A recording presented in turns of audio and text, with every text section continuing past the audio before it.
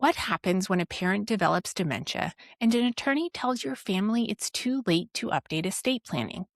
Is the door really closed, or are there still creative ways to make meaningful changes using the estate planning documents already in place? Today, I walk through a real life scenario involving an outdated trust and powers of attorney and explore what options for updates are still available. I'm Jill Mastriani, an estate planning attorney and host of the Death Readiness Podcast. I was a very competitive runner in high school in the late 90s. I graduated in 2000, which means I competed before athletic gear got really sophisticated. Cross country season started in September and sometimes stretched into December. I grew up in New York, so some of those races were brutally cold. My problem was that I needed my arms warm at the beginning of a race, but I knew I'd overheat once I got moving. And because of the uniform rules, whatever I wore had to stay underneath my racing singlet. So I brought the problem to my mom, and together we came up with a solution. We took a cotton long sleeve shirt, cut the sleeves off, and reattached them with Velcro. The idea was that mid-race, I could yank on the sleeves, detach them instantly, and shed the extra layer without breaking stride. Today, you can buy removable sleeves at any running store, but in the 90s, we were out there inventing things on our own. And I wasn't about to test this masterpiece for the first time during an actual race. So one afternoon, I showed up to track practice wearing my Frankenstein Velcro shirt. I trained with the boys team, and in the middle of a 400-meter repeat, surrounded by high school boys, I dramatically ripped both sleeves off mid-stride. I don't know what anyone else thought about it, but I remember feeling incredibly proud of myself. The Velcro sleeves worked. We had solved the problem. I'm telling you this story because life and estate planning often require that same kind of creativity. Sometimes starting over isn't an option. Sometimes the answer is looking carefully at what you already have, figuring out what still works, and finding a creative way to adapt it to the reality in front of you. Today's Tuesday Triage question comes from Tiffany in Florida. Her parents signed estate planning documents back in the early 2000s. Since then, life has changed significantly. Both of her parents are still living, but her father is now suffering from dementia, and Tiffany does not believe he's competent to sign new estate planning documents. Tiffany reached out to an estate planning attorney in Florida for help and was told, "It's too late." But is it?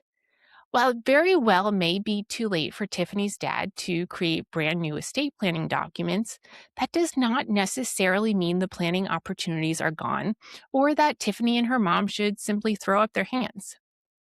Tiffany mentioned that her parents already have estate planning documents in place. I don't know exactly what those documents are, but traditionally in Florida, that often means powers of attorney for finances and healthcare, pour-over wills, and revocable trusts. And before we get into Tiffany's specific situation, I want to give a quick explanation of what a pour-over will and a revocable trust actually are, because understanding those two concepts is going to make the rest of this conversation much easier to follow. A revocable trust is a legal structure, an agreement, you create during your lifetime to hold and manage your assets. The word revocable simply means you can change it while you're alive and competent, and you can move assets in and out, amend the terms, or even revoke it entirely. For most people, the primary purpose of a revocable trust is to make things easier during incapacity and after death. It can help avoid probate, create smoother transitions, and give clear instructions for how assets should be managed and distributed. But the trust only controls assets that are actually connected to it. In other words, you have to fund the trust by retitling assets into the name of the trust or naming the trust appropriately as a beneficiary. That's where a pour-over will comes in. A pour-over will is essentially a safety net for the revocable trust. It's a will that says if there are any assets still in your individual name when you die, assets that never made it into the revocable trust, those assets should pour over into or fund the revocable trust after making their way through the probate process. So the revocable trust is typically the main engine of the estate plan. And the pour-over will is the backup plan designed to catch anything that was left outside the trust. And most of the time, because people don't fund the revocable trust, probate is not avoided, and the pour over will does the heavy lifting to get the assets transferred into the revocable trust after death. People open new bank accounts, forget to retitle assets, or create new investment accounts. Life gets busy and things slip through the cracks. The pour over will helps ensure that assets left outside the revocable trust still ultimately follow the overall estate plan and instructions laid out in the trust. Now, I wouldn't necessarily assume that a couple from just any state has revocable trusts as part of their estate plan. But when someone tells me they worked with an estate planning attorney in Florida, I do tend to suspect revocable trusts are involved because they are very commonly recommended there.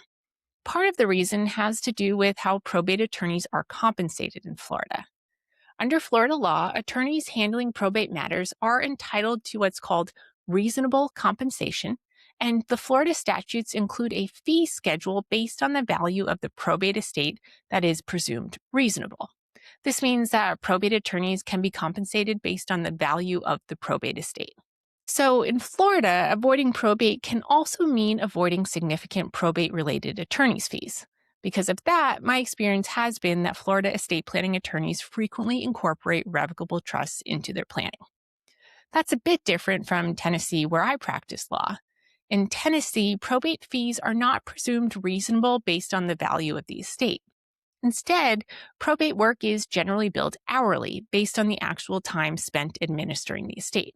So, while revocable trusts are still used in Tennessee, they're not quite as universally recommended as they often are in Florida. And if you want to learn more about revocable trusts generally, I'll link to episode 19, Why You Need or Don't Need a Trust, in the show notes. That goes into the topic in much more depth. And just as a quick reminder, I don't review documents as part of Tuesday Triage episodes. These episodes are meant to provide general education and guidance, not advice tailored to your specific situation. So I don't know exactly what Tiffany's parents signed or what those documents actually say. If you do want that deeper document-specific analysis, that's exactly what my estate plan audit is designed for. And it's available to people anywhere in the United States, not just in Tennessee where I practice. During an estate plan audit, we go through your documents together, talk about how they function in real life, identify potential gaps or problems, and discuss whether the plan still matches your goals, your assets, and your family dynamics. By the end, you'll have a much clearer understanding of what you have, what it does, and what, if anything, you may want to change. You can find more information at deathreadiness.com/audit. That's deathreadiness.com/audit. I'll also include the link in the show notes. Now, let's get back to Tiffany's situation. From what Tiffany shared, she has two main goals. First, she wants to make sure her dad is cared for and that decisions can be made smoothly on his behalf as his dementia progresses. And second, she wants to help her mom manage finances and assets both now and in the future with as little administrative chaos and burden as possible. Before anyone can really determine the best next steps, Tiffany and her mom need to do a little homework. And this is homework I wish more people would do before meeting with an estate planning attorney in general. But in Tiffany's case, because her father's capacity is now limited, it becomes even more important to understand what can still be changed, what authority already exists, and what may now be locked in place. At the most basic level, Tiffany and her mom need to identify what assets Tiffany's parents own, how those assets are titled, whether they're owned jointly or individually, and whether there are beneficiary designations or payable on death designations attached to any of those assets. And I know that can sound tedious, but this information matters tremendously. Because when someone's capacity becomes limited, the details of how assets are owned often determine what options are still available moving forward. The existing estate planning documents matter, of course, but equally important is understanding how the assets themselves are structured. So let's talk about why all of this matters. Generally speaking, when assets other than real estate are owned jointly with rights of survivorship, either owner typically has the ability to access or move those assets independently. So if Tiffany's parents own bank accounts or investment accounts jointly, Tiffany's mom may be able to transfer those assets into a revocable trust on her own, without Tiffany's dad needing to sign anything.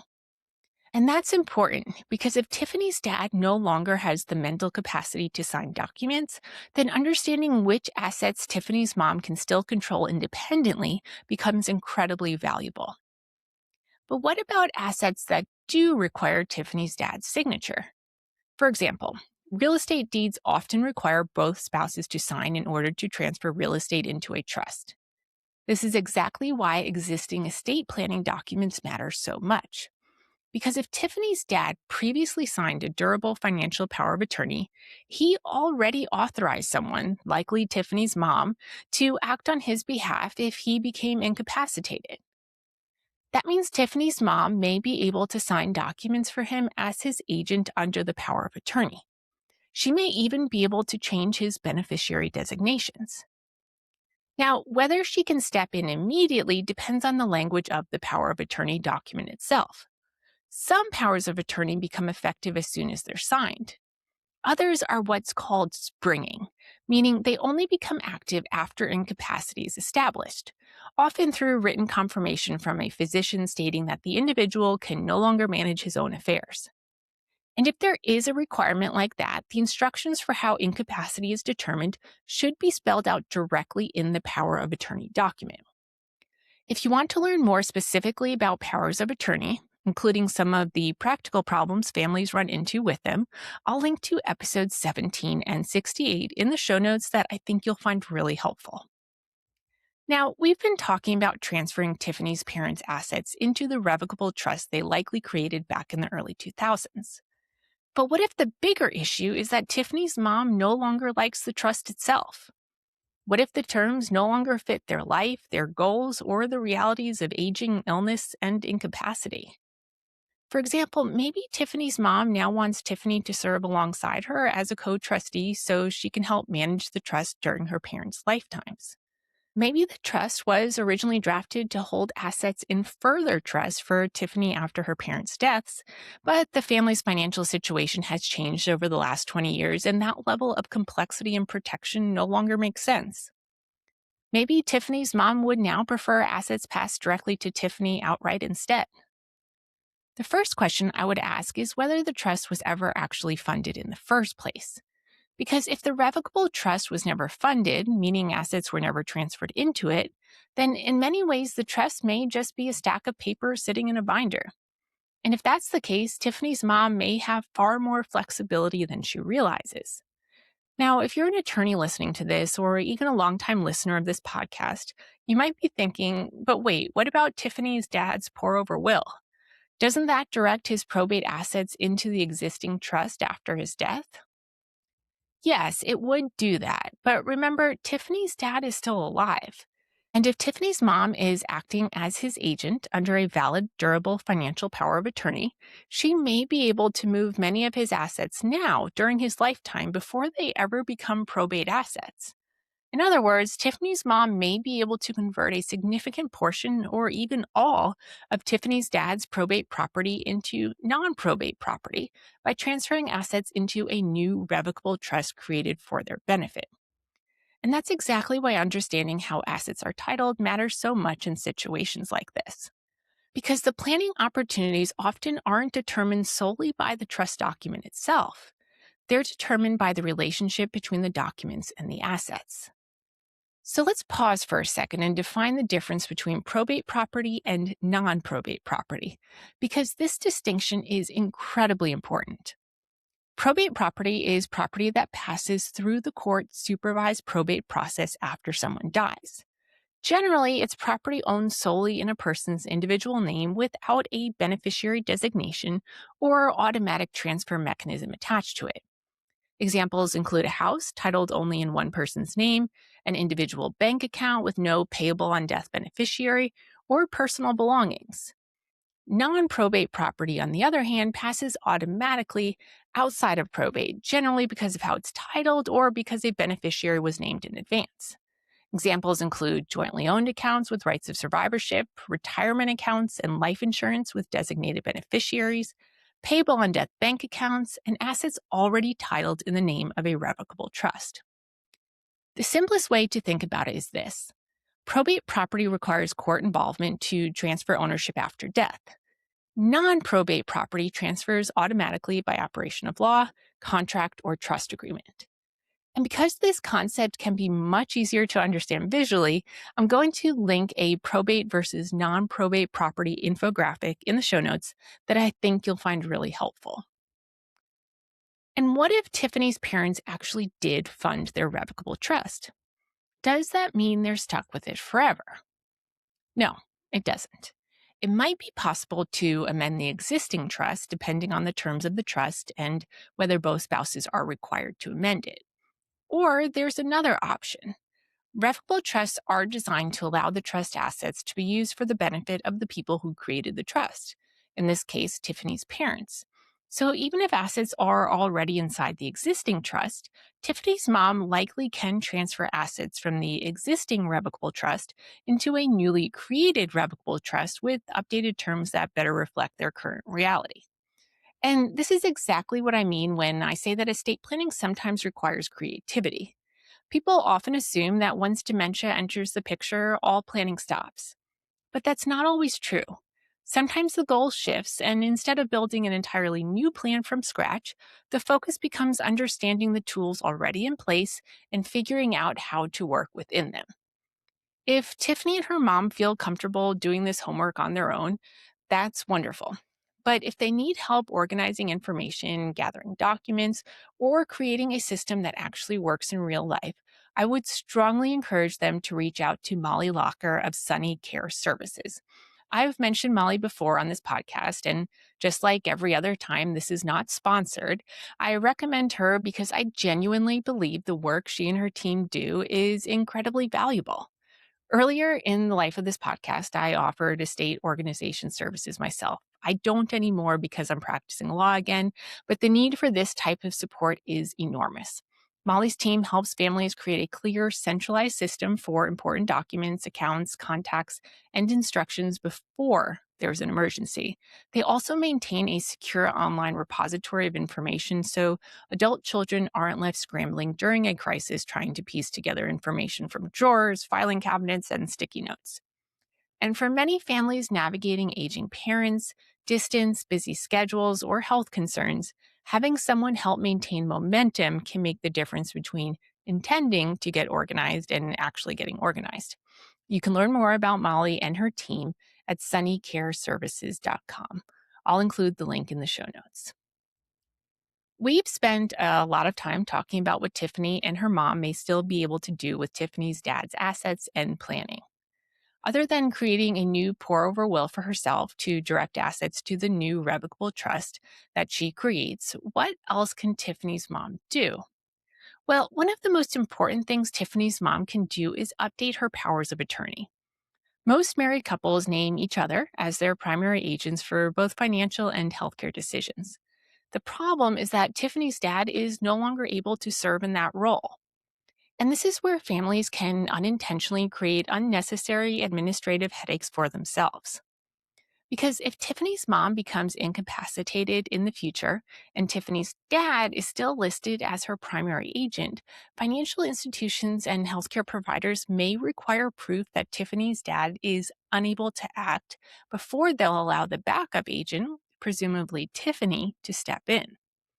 That can create delays, frustration, and additional paperwork during an already stressful situation. So rather than forcing Tiffany or another successor agent to prove Tiffany's dad's incapacity later, I recommend that Tiffany's mom proactively update her powers of attorney now and name someone else as the primary agent. This is one of those small planning updates that can make a very big practical difference later.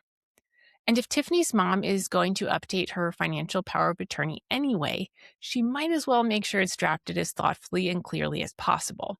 I'm going to link to episode 68 in the show notes that talks specifically about best practices for financial powers of attorney, including some of the very common problems families run into when trying to actually use them in the real world. Would this situation be simpler if Tiffany's dad still had full capacity? Of course. But does his dementia automatically mean meaningful planning opportunities are gone? No, it doesn't. And I think that's one of the biggest takeaways from today's episode. Even when life changes dramatically, there are often still paths forward. The key is understanding what tools already exist, what authority is already in place, and how to creatively adapt the plan to the reality in front of you. Even though Tiffany's dad likely can't sign new estate planning documents himself, that doesn't necessarily mean the planning opportunities are gone. Tiffany's family may still be able to use existing powers of attorney to allow Tiffany's mom to act on Tiffany's dad's behalf, transfer jointly owned or probate assets into a new revocable trust, create a new revocable trust to better reflect their current goals and family dynamics, add Tiffany as a co trustee to help with management, simplify outdated trust provisions that no longer make financial sense, update Tiffany's mom's own powers of attorney, and organize all of their information so the family can actually access and use it during a crisis. Sometimes estate planning advice makes people feel like if they didn't do everything perfectly at exactly the right time, the opportunity is gone. But life is rarely that clean. Families age, diagnoses happen, documents become outdated, and relationships change. And sometimes people find themselves staring at an estate plan created 20 years ago, wondering whether any of it still works. What I hope you take away from today's episode is that imperfect does not necessarily mean hopeless. Sometimes the answer is understanding the tools already in place, figuring out what still works, and creatively adapting the plan to the life you're living now. Kind of like a pair of homemade Velcro sleeves made from a long sleeve cotton t shirt in the late 90s. They weren't elegant or professionally designed, but they solved the problem in front of me. And that's what good estate planning often looks like in real life. Not perfection, just thoughtful, practical solutions that help real families navigate real problems a little more smoothly. And if you're listening to this episode realizing you've been avoiding your own, I really need to deal with this list, let this be your reminder that you do not have to solve everything at once. Start by understanding what you already have, gathering information, and having conversations. Start somewhere. And if you're not sure whether your current estate plan still works for your life today, that's exactly why I offer estate plan audits. Because most people don't need someone to immediately sell them brand new documents. They first need someone to help them understand the documents they already have, what still works, what may not, and where meaningful planning opportunities may still exist. You can learn more about estate plan audits at deathreadiness.com/audit. That's deathreadiness.com/audit. I'll include the link in the show notes. Because even when life changes course, there are often still meaningful ways to move forward. Thanks for listening today.